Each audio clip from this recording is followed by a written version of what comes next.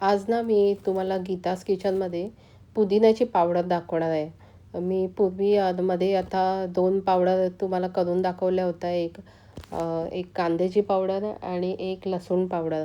तर माझ्या किचनमध्ये ना असा भरपूर पुदिना आला होता आणि हा जर पुदिना जर काढला नाही ना, तर तो सुकून खराब होऊन तो खाली पडतो. तर म्हणून मी म्हटलं चला ह्याची आता उन्हाळा पण आहे, पावडर करूया. आणि उन्हाळ्यामध्ये पटकन कुठल्या पण पावडर आहे ना, एकदम छान तयार होतात, म्हणजे त्याच्यामध्ये मॉइश्चर पण राहत नाही.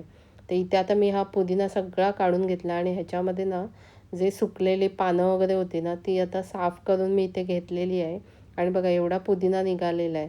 तर मी आता ना हा स्वच्छ धुवून घेणार, कारण हा जरी घरचा असला तरी बाहेरची धूळ वगैरे याच्यावर बसते. त्यामुळे तो थोडा असा आपल्याला धुवून घ्यायचा आहे. तर मी आता सगळा धुवून घेते आणि त्यातलं पाणी ना काढून टाकायचं. आणि काय करायचं की तुम्हाला तर हे पाणी पण दाखवते बघा किती मळकं निघालं आहे. तर असं धुवून घेतलं पाहिजे आणि त्याच्यानंतर एक टॉवेल घ्यायचा आणि ते सगळं पसरवून घालायचं. आता हा जो पुदिना आहे ना, तो उन्हात नाही घालायचा. उन्हात घातला ना, तर तुमची जी पानं आहेत ना, ती अशी काळपट होतात आणि त्याला कलर दिसत नाही, हिरवा काळपट रंग येतो. तर ही ना आता आपल्या घरातच अशी फॅन खाली किंवा अशी सुकत घातली ना उन्हाळ्यामध्ये, तरी ती सुकून निघतात. त्याला फॅनची पण एवढी गरज लागत नाही.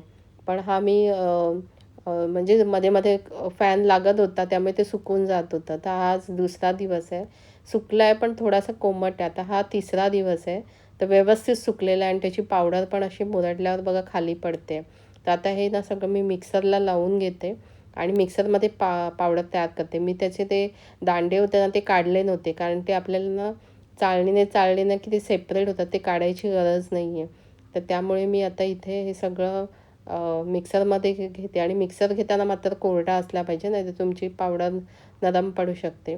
तर आता हे मी मिक्सरला लावून घेतले आणि बघा किती छान त्याला मी ते आपली जी चहाची गाळणी ह्याच्याने चाळायला घेतलं, कारण थोडीच पावडर होती. तर बघा किती सुंदर त्याला कलर आला आहे, म्हणजे तो हिरवट कलर त्याला आलेला आहे. ते जर तुम्ही उन्हात जर सुकत घातला असता ना, तर ते काळपट झाली असती पावडर.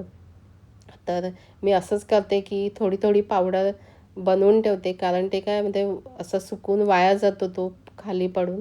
त्यापेक्षा अशी पावडर बनवून ठेवली की आपल्याला चिवडा, स्नॅक्स असं वेगवेगळं चाट आयटम अशा बऱ्याच ठिकाणी ही पुदिना पावडर उपयोगी पडते. तर तुम्ही अशा प्रकारे बनवून बघा.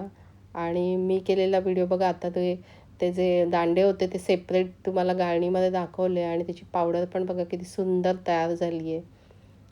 तर या उन्हाळ्यामध्ये ही पावडर नक्की करून बघा.